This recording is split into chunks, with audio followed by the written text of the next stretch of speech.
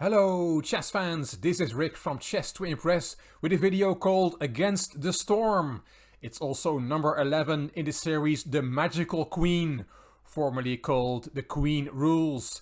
It's a series in which a particular piece, king, queen, rook, bishop, knight or pawn, does something magical. And you can find the earlier videos in this series up here and also at the end of the video and in the description box of this video. I'm going to show you a game that was played in 1974 in Děčín, and I'm sure I'm pronouncing that wrongly. It's in the north of the Czech Republic.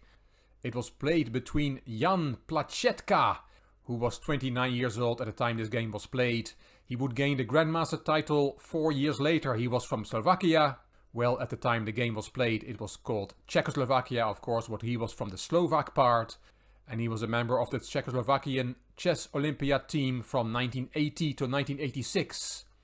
He played knight f3 on the first move. His opponent was Lothar Zinn, who was 36 years old at the time this game was played, and he sadly passed away at a very young age 6 years later. He was a German international master and East Germany champion in 1961 and 1965. He played c5 on the first move. b3, knight c6, bishop b2, knight f6, e3, and black grabs the center. If you give me the center, I will take it, says black.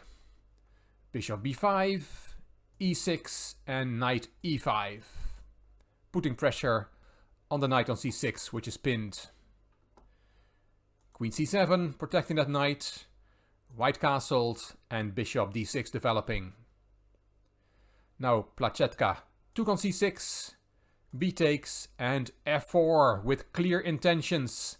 If black decides to castle kingside, white wants to play rook f3 to h3, queen to h5, and mate on h7 if possible. But black decides rightly to castle against this storm, castling kingside even though that attack is coming. And the computer agrees this is okay for black, he will be able to survive that attack. Rook f3, knight d7, good move, away from the defense around the king, but it frees up the f-pawn. Rook h3, and now you have to play f6, says the engine, or knight takes e5, says international master Hans Beum in his book Wij presenteren de koningin, in which I found this game. Knight takes e5 is trading an attacker and blunting the bishop on b2 somewhat. Beum gives this variation, f takes e5, bishop takes e5, and queen h5, that's a double attack, threatening checkmate, and the bishop, but black has a way out with either f5 or f6. Beum gives f6, the bishop is protected and there's no more checkmate. Queen takes h7 check, king f7, and Beum says this is slightly better for white, but at least black is still in this game. But after rook h3, Lothar Zinn did not play f6, he did not play knight takes e5, he made a blunder. He played g6. Looks like a logical move. It at least stops the queen coming to h5. You would think. But guess white's next move? Queen d1 to h5. The magical queen in operation. What a move that is.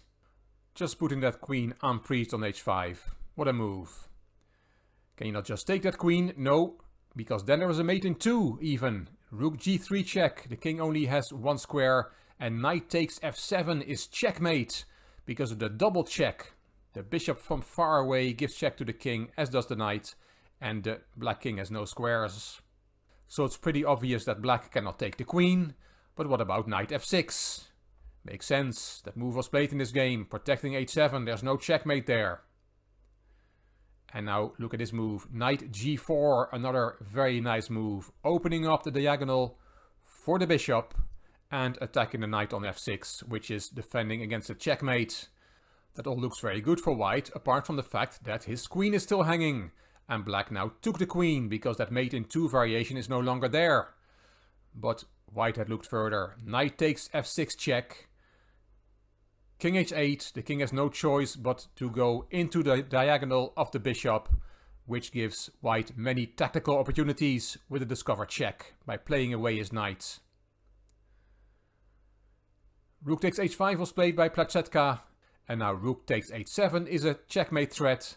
So h6 was played by Tsien, and now it's not good to take on h6 with the rook with check, because then there is king g7 and black survives.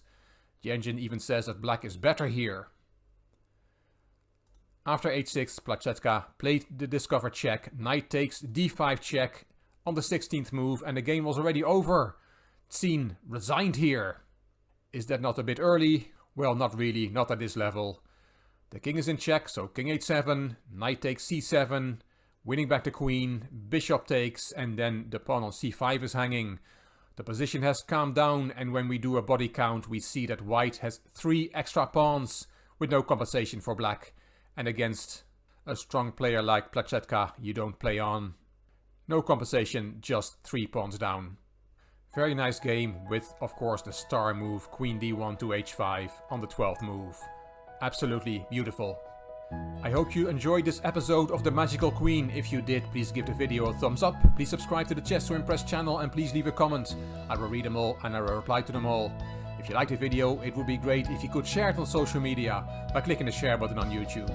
You can find me on Instagram, on Twitter and on Facebook. This is Rick for Chess to Impress. Thank you for watching.